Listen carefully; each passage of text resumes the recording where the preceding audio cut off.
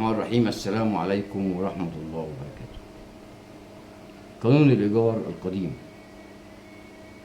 والموافقة عليه بعد التعديل والانتظار لتصديق السيد الرئيس اللي هيصدق عليه إن شاء الله ويتنشر في الجريدة الرسمية ويبدأ العمل بيه إن شاء الله. ممكن في 1/8 يتعمل قانون إن شاء الله.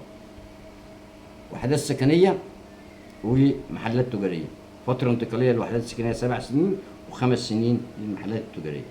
إلى الآن لم يطبق القانون، مفيش حد ياخد إيجار زيادة ولا الكلام ده، الإيجار زي ما هو ماشي. مفيش حد ياخد قيمة إيجارية زيادة.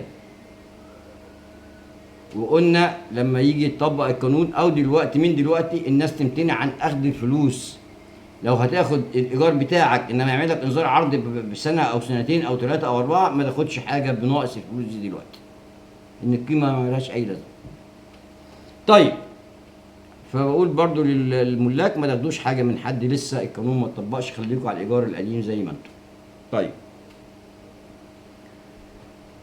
اتكلمنا عن المستاجرين، قلنا ناس محترمه جدا جدا وحلوا قبل ما القانون يطلع وقبل ما حد يقول مشروع قانون ولا السيد الرئيس يتكلم عليه ولا مجلس النواب ولا حكم المحكمه الدستوريه طلع.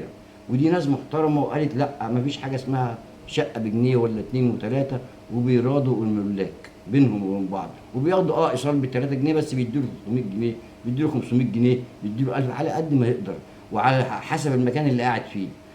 وهو المكان يا جدعان قاعد مثلا في جامعه الدول العربيه، العماره اللي لسه مبنيه الشقه بتأجر ب 40000 جنيه و50000 جنيه وهو بياخد 5 جنيه مثلا. دي قيمه ايه دي؟ طيب، محل ب 200 جنيه وبيتأجر من الباطن ب 20 و30 و50 على حسب الموقع والمساحه والمنطقه. المهم عشان ما نطولش، بس مش عايز اطول، عايز فيديوهات كده خفيفه الناس تتفرج عليها ما تزهقش مني. اتكلم بقى عن مين؟ الناس اللي في الوسط، قلنا اللي هم بتوع ايه، اللي هم واخدين القانون سبوبه والكلام دوت وبيأجرهم الباطن، اللي هم دلوقتي بيعارضوا على القانون وبيعارضوا التصديق وعايزين السيد رئيس الجمهوريه يرفض هذا القانون. دول اللي ليهم مصلحه واخدينه سبوبه بيكسبوا منه بالملايين. نيجي بقى للناس اهالينا الطيبين اللي هم ما اتكلموش عليهم واخدينهم سلم عشان يطلعوا عليهم وينفذوا اغراضهم والقانون يترفض. اهالينا الطيبين هم المستأجرين الغلابه اللي عايشين في الاحواش والربع والزقاق والحاره. اهالينا الطيبين دولت يروحوا فين؟ بعد ما الملاك للاسف بكل اسف بعد المستاجرين ما خدوهم سلم وقال لك الناس هتتشرد وهم دول هيترموا في الشارع، الدوله قالت لا، مفيش حد هيترمي في الشارع. والناس دي يا جماعه، الناس الطيبه الغلابه المستاجرين دولت لازم يساعدوا ولازم يتنظر لهم بعين الرأفه، سواء كبار سن او مستاجر اصلي او ابن او اي كان، بس غير قادر وليه حق في وحش يستلم وحده سكنيه، يستلم وحده سكنيه بايجار رمزي. سيبك، معهمش تمليك، مش هياخدوا تمليك، معهمش. يجب ان الدوله تساعدهم، واحنا بنقول لا، ده الدوله واحنا كمان نساعد معاهم، عشان الناس دي هي الناس الطيبه اللي متاخدين سلم عشان الاغنياء من المستاجرين يطلعوا عليهم ويوصلوا لغرضهم.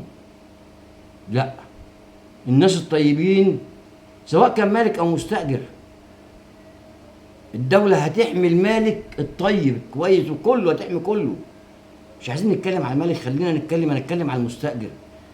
أنا بتكلم على المستأجر التعبان الغلبان اللي العقار هيقع عليه وقايل السود بس مش قادر، هيروح فين؟ هينام في الشارع هو وبناته وعياله ومراته؟ ما ينفعش، بيضحي بأرواحه عشان حاجة تستره. دول لازم يا جماعة نقف جنبيهم، لازم نساعدهم. دول اهالينا واهل مصر الطيبين، دول اللي تعبوا بقى، بقول الاقرع، دول بقى اللي تعبوا وطلعوا مع المؤجرين والملاك والمستاجرين والشعب كله، وطلعوا وشالوا كفوفهم على ايديهم، ارواحهم على ايديهم، وطلعوا 30 يونيو وغير 30 يونيو وحاربوا واستبسلوا وعيالهم توفت ودافعوا عن مصر. هم دول الاغلبيه. انما اللي هم اهالي الضباط برضو اللي هم راحوا شهداء برضو ليهم كل التقدير والاحترام، انما دول كانوا بيطلعوا الجنود. ضابط بيبقى معاه 20 عسكري. الحمد لله هم كلهم في الجيش زي بعض، مش عايزين بس نفرق، بس هم دفعوا كتير، وناسهم واولادهم توفوا كتير، ودافعوا عن هذه البلد. هو كله دافع عن البلد، الشعب كله، بس الناس دي كانوا اكتر، لازم حقهم ياخدوه.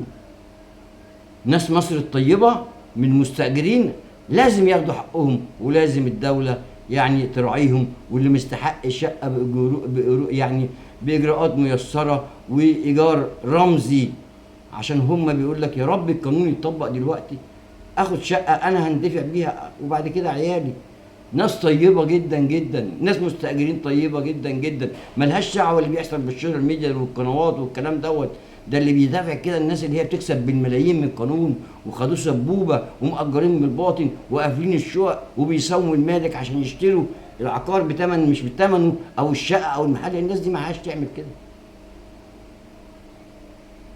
فأهل مصر الطيبين والمستأجرين الطيبين، الدولة والسيد رئيس الوزراء أكد في حديثه اللي كان في اجتماع في الأسبوعي في العاصمة الإدارية، إن أكد إن في البدائل، والبدائل موجودة، ومش هتمشي من مكان مش هتمشي من مكانك غير لما ياخد وحدة سكنية. مفيش حد هيمشي في الشارع. يا عين الناس دي والله ممكن الفترة الانتقالية ما تيجي عليهم العقارات دابت. فأنا نصيحة من الناس الطيبة دي، يا عم أول ما يطبق كان روح قدم، اتنازل عن الشقة وخد ما يفيك كده، وما تمشيش من الشقة برضه. يبقى في شرط إن ما يمشيش من الشقة غير لما يستلم ويوريه عقد الاستلام، عشان ما يمديش يقول له اطلع بره. لا، لو هيتوقف على استلام عقد الاستلام الشقة البديلة، وبعد ما يستلمها يجي الملك ياخدها. لازم يتكتب شرط وبند كده هوت، عشان ما يضحكش على الناس الطيبه ديت. ان شاء الله خير، ومصر بالناس الطيبين ديت اللي هم يعني خير مصر ان شاء الله، ياخدوا حقهم وياخدوا وحدات بديله. هم عايزين القانون يتطبق دلوقتي. اهل مصر الطيبين كلنا والله العظيم طيبين، والشعب كله سواء مالك او مستاجر يد واحده. بس للاسف بعض الاعلاميين وبعض اعضاء مجلس الشعب وبعض القنوات بتحاول تفرق الناس، انما ده مش هيحصل، كلنا ايد واحده. شكرا.